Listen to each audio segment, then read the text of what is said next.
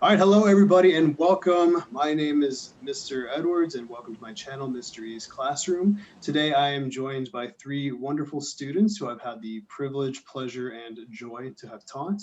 And today we're going to be talking about the challenges and the different obstacles our students are facing with being sent from face-to-face learning to online learning. So without further ado, hello to Lauren, Anna, and Katie. How's everyone doing today? Good. Good. Yeah, you guys all doing okay? Yeah. All right. So first and foremost, I always got to ask. So we'll start with Katie. What are you reading? Kite Runner. You sound so excited about it. I love reading. All right. Well, hey, we should all have the same joy in our lives. Lauren, what are you reading? I'm starting Kite Runner 2 through school. Okay. So, yeah. So have you actually cracked the spine, or is it like you're starting next week? No, it's more researching kind of back history of it to understand it more right now. And then we're getting into it this week. So, all right, you have to let me know in the future what you think about it. How about Anna? What are you reading? We just finished The Great Gatsby. Oh, what did you think? I thought it was okay. I'm really excited for the next book we're gonna read though. I think it's called It's Kind of a Funny Story. I'm pretty sure that's what it's called. Yeah, no, that's a good one. Yeah, I'm not sure how I felt about The Great Gatsby. All right, well, I'm gonna try to hold off my opinions because Great Gatsby is probably one of my favorite books. It's mostly one of my favorites because it's always the idea of, is Gatsby a psychopath or is he a romantic? Like, you know, he's kind of, you get stalker vibes from Jay Gatsby a little bit, but then it's also kind of like, how about Daisy? What do we think about Daisy? You know, so all right, anyways, we're not here to talk about books, we're here to talk about school and learning. So first and foremost, Lauren, so can you tell me, how was your school's approach to closing when COVID first hit? Because everyone's a little bit different. So full disclosure, these three go to the same school. So it's kind of a, how was y'all's school? So tell me about your school closing down, please. So when it first kind of hit, they decided to kind of keep us informed, but try to not scare us. And then when it started getting a little more serious, they kind of gave us more leeway. And a lot of support too, though. That was a huge thing, was teachers supporting students and the administration and all of that supporting us to make sure we were okay mentally, also outside of school things.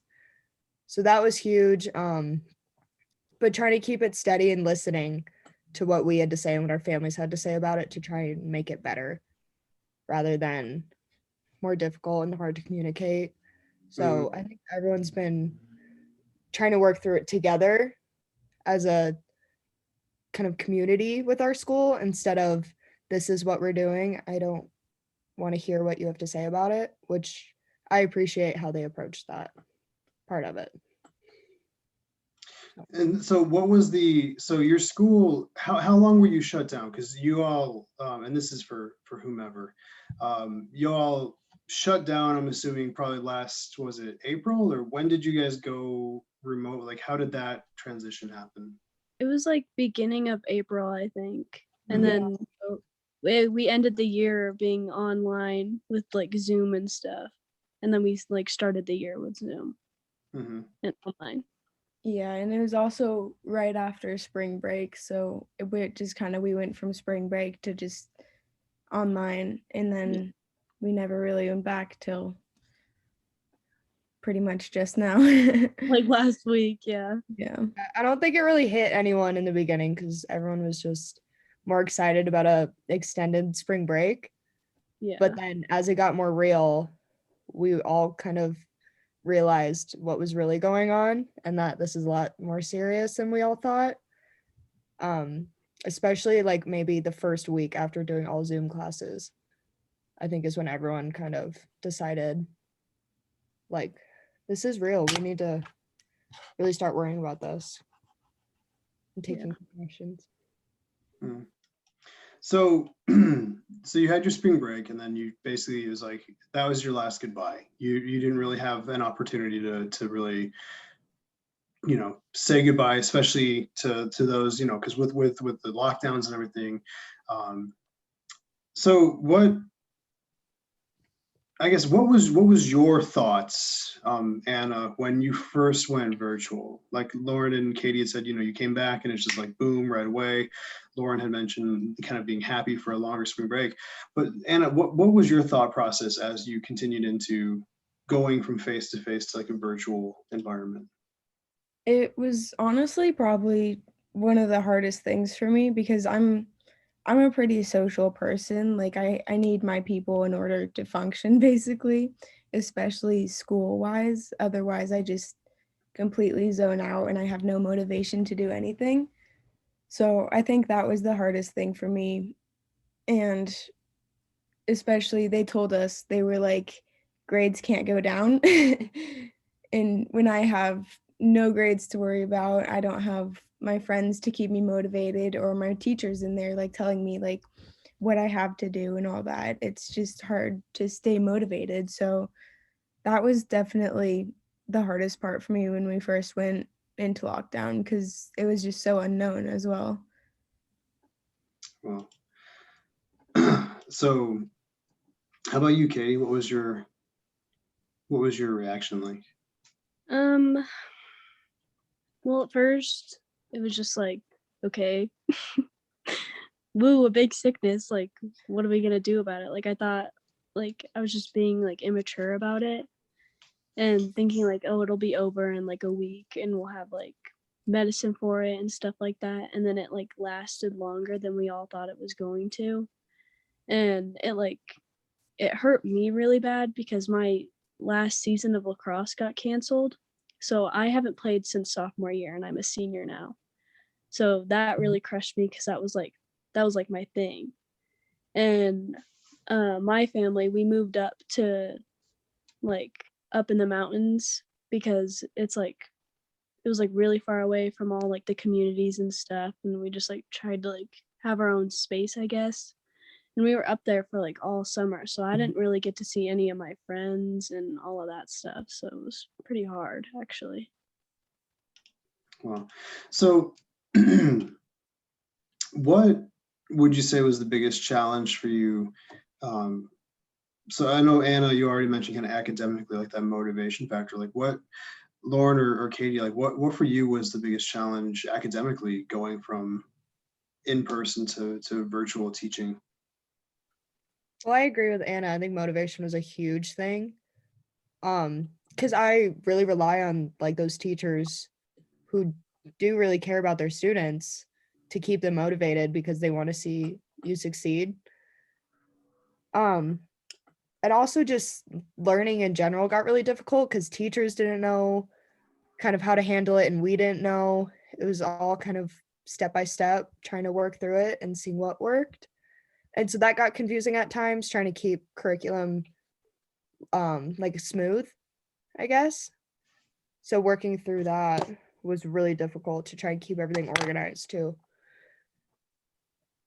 So um I think academically it was all really hard for us to try to figure out like this whole Zoom thing, and if we wanted to do Google Meet or like the Zoom or like all the links and where to find like where to turn stuff in, because I feel like it was different for every single teacher. And like I'm personally a visual learner and like a hands-on learner, so it was really hard for me to do like online videos and like just all of my stuff on the computer instead of like a paper in my hand and then turning it in. Wow. Yeah, no, I mean, so it sounds like you had like kind of a learn as you go for the teachers, and I think that's kind of a common trend that we face, across the country, switching from face to face to virtual was, a huge learning curve. So, what did you do to deal? I mean, it sounds like there was a big impact on all of you. So, I mean, we all have what works for us. How did you guys work through the process and kind of find your zone? I think towards the beginning of it, it was more, I don't really need to do school because I'm like, my grades aren't going to drop. So why would I? But then, like, I think after a couple days, it started to feel like, well, what am I doing? Like, I still have the rest of this year that I need to finish. And so I think what worked for me was taking a chunk out of my day and like really focusing on school and making sure that was blocked out just for school so I could really sit down and do everything I needed to do instead of pushing it back or procrastinating it. So I think that's what kind of kept me going through the rest of it.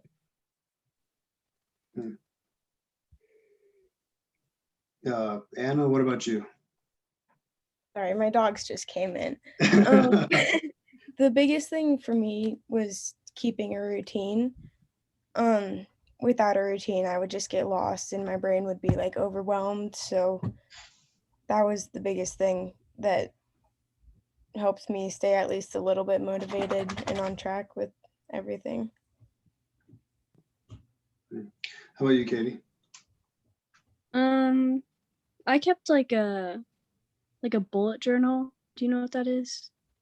I would keep that, and I would like write out my schedule, and I would just like what Lauren said, like take a time out of my day to just like get it all done, and then I would like go do like my summer activities afterwards.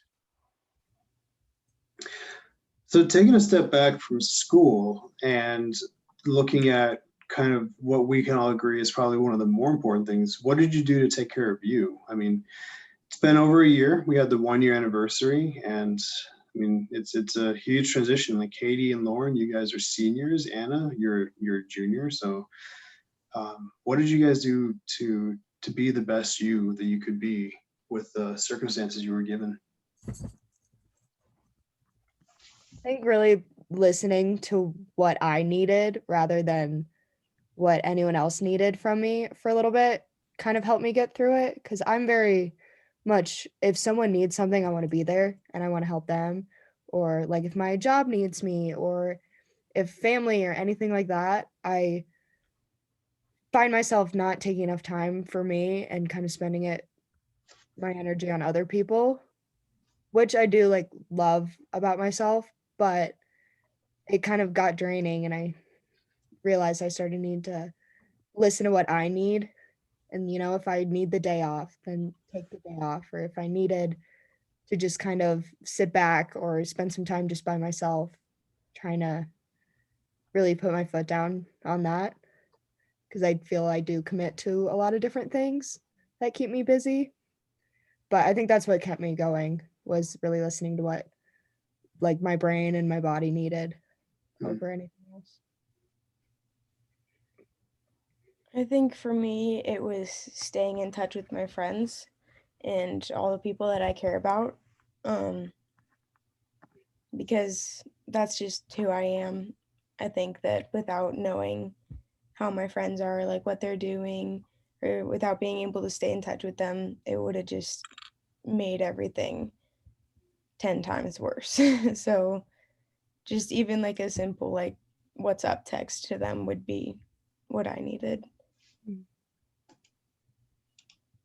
For me, I found myself like moping around and like sitting around all the time.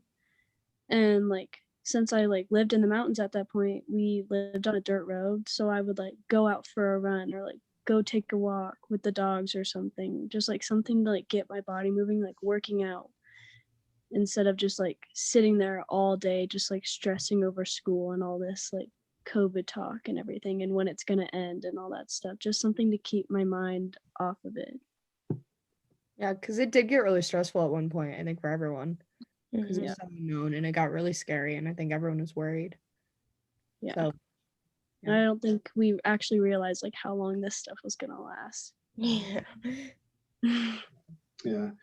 Yeah. I mean, even like as an adult, you know, I mean, we have, you know, like one as a teacher, we want to be, the best for our kids, and we have to be the best for our kids. I think one of the most important things about a teacher is you have to take care of yourself, because if you're struggling, it's going to reflect on your kids. And it's not that we have to be fake for our kids, but we just have to be the best us that we can be. So be true to who we are, but be good at at how we do it. And yeah, it's definitely it's a weird time we're in, because we have the vaccine, and it's being spread out. And so I'm actually curious. So how is your school? Like, what's happening now? I think Anna had mentioned at the beginning that you're back now. You're going back to school. So what's the plan? How's that coming along for you guys? I think it's the process of trying to get everything back to normal. So prom was just announced, which is awesome. So they're trying to give us that little bit of normality back. What's the theme? I don't know. It's at the aquarium. That's fine. Yeah. So probably under the sea. Hopefully, I don't know. Maybe. How Oh fancy. my goodness. Fancy. But they're trying, it's more just like, this has been so crazy, like kind of giving us the normal, like me and Katie are seniors, so we didn't really get a lot of the senior year experience that Yeah. many others do. So they're putting a lot of work in to give everyone like their junior or their senior year as much as they can while being safe about it. I think that they're really trying to figure out graduation right now, so that we're not having it at the park. And we're actually going to have like an organized graduation, and hopefully like in May and not like sometime in June and stuff like that. So Yeah. I don't know. They're trying, so that's good. Mhm. Yeah, there's a lot of support, which Yeah. is really nice to see. So Yeah, oh, go ahead, Anna. Sorry. Sorry. No, please. they're just trying to get everything back to normal. A lot of teachers, I think, are working really hard just to have a sense of normalcy, especially now that we're back in the classrooms, which is nice because it was hard online, but it's going back to normal, and that's the good way. So Yeah, it's nice now seeing like a full classroom instead of like 10 kids in your class. The school feels so crowded now, I feel like. It totally does. Like I'm walking. like, why are all these people like in the lunchroom? What the heck? It's like so weird. yeah, it's kind of funny though, because all the freshmen, they're not used to all the people either yet. So True. they're like trying to figure out their way around still. Like Yeah. again, just yeah. Yeah. Like my brother's a freshman, so he went into high school thinking that it was all normal. Hmm. That like that number of kids in there was normal. Yeah. And I'm talking to him now, being like, it's so nice, everything's moving back to how it used to be. And he's like, this is how it What used is to be happening? for me. He's like, I don't get it. I think Yeah, it's because funny you guys had a like a hybrid period, right? You guys had like a 50-50 kind of thing before you went full. Okay, so you transitioned kind of almost, well, you left all at once, but you're going back kind of piece by piece. I can imagine. I wish I had a freshman on this talk to be like, hey, how's it feel to know there's more than 500 students with you, and Yeah. hopefully you're all being nice to them. Because I remember when you all were freshmen, so I can bring up stories. I won't do it now because we're being recorded, but I can bring up stories about how you were back in the day. Yeah. I also think it's funny with everyone back. It's like when it was hybrid, you could like find a parking spot like anywhere. And now that everyone's back, it's like I get there like after second, and I'm like, where am I gonna park? Yeah. Yeah. I'm going into like classes I have with some of the sophomores. Mm-hmm. The school is like, oh, more parking, sophomores, come on.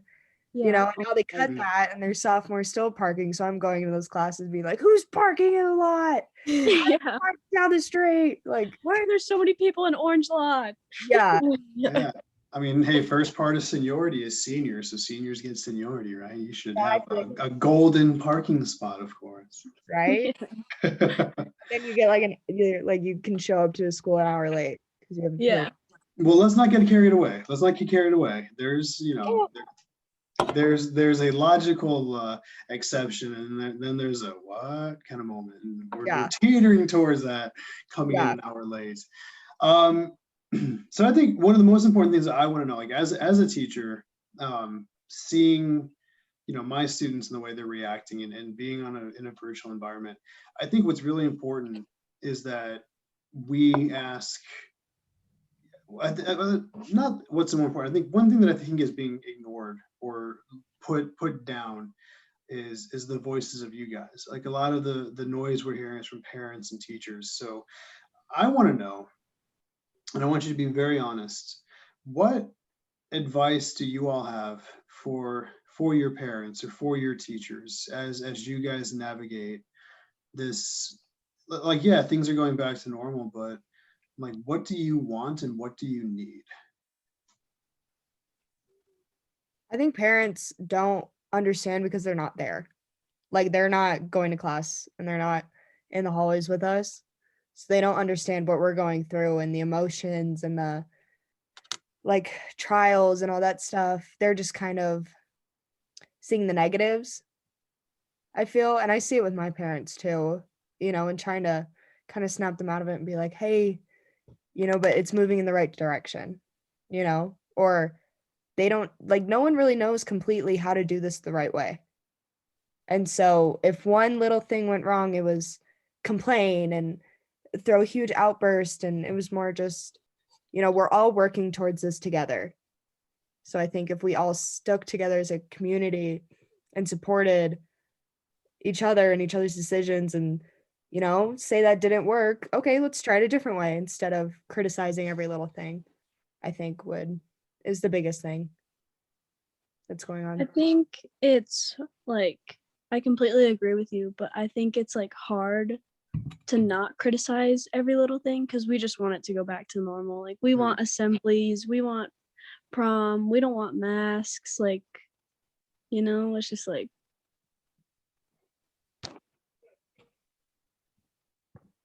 Okay. Yeah, I think some advice for the parents and teachers. I've seen a lot of the teachers and parents honestly get a lot better at this, but at the beginning they didn't really understand, like, we need time to adjust. Like, the teachers were pretty good at giving us time to adjust and like all of that, but the parents I've seen a lot are like, why are you doing bad in school, or like, why is this going on? And I'm like, we need time to adjust. Like, this is a big thing and we're still figuring it out.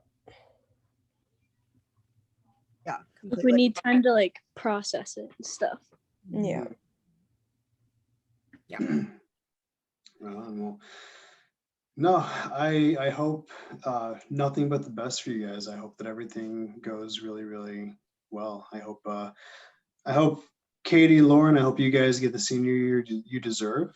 I mean, I know, albeit a short one, I hope that you get everything that you have earned, putting in your years of the educational grind. And yeah, so if you don't mind, what's next for you guys? I'm curious. I mean, I know, Anna, you got one more year in the one more year to your sentence, but I want to know, like, what's your guys' dream? Where do you guys want to be next?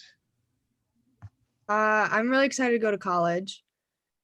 I'm deciding between two different schools right now still, but it's kind of exciting to have that to look forward to, but it's still scary at the same time. What do you want to study?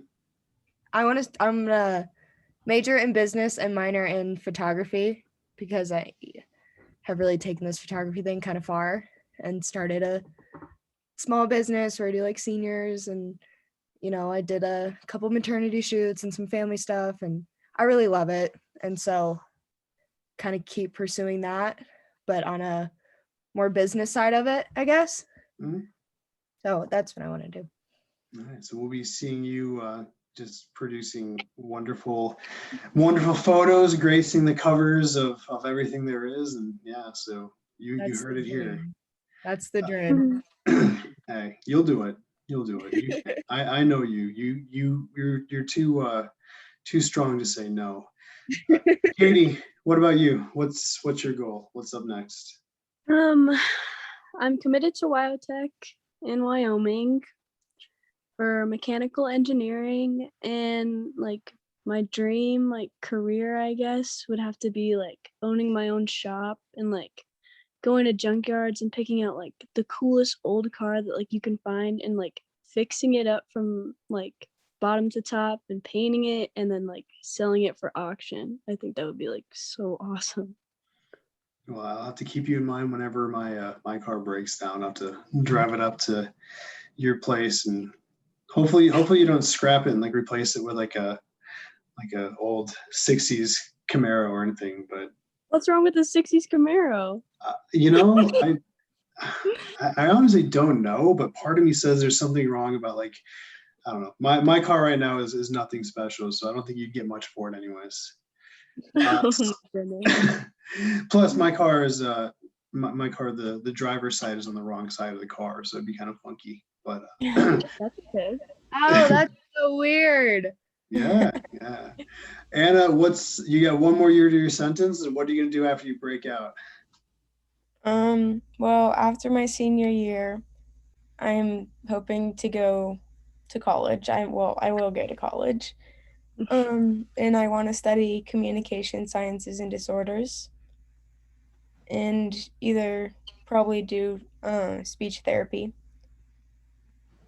Yeah, that's about it. Yeah. No, I see every one of you guys making the world a wonderful place. So that's I would expect nothing less from you guys. Well, hey, thank you all so much for being a part of this, and best of luck for everything in the future. All right, guys. So remember, you are loved. All right. Thanks. All right, ladies and gentlemen, thank you so much for watching. It's very important that we as teachers, as parents, and as students understand that, this has been a really interesting roller coaster ride of emotions and experiences for all of our students and for all of our friends, for all of our family members. So make sure, take a moment to reach out to somebody, whether it's through text message, through a DM, through a phone call, through an old-fashioned knock on the door. But just remind everyone that they're loved and that someone is there for them and that they're being heard, that they're valued, and most importantly, let them know that they can do it and keep going. So teachers, stay strong. Students, stay strong. Parents, stay strong. Everyone, stay patient. And thank you all for watching again. Please, if you like this video, like, subscribe, comment, thumbs up, all those things that you do. And thank you for coming to Mr. E's classroom, and make it a great day.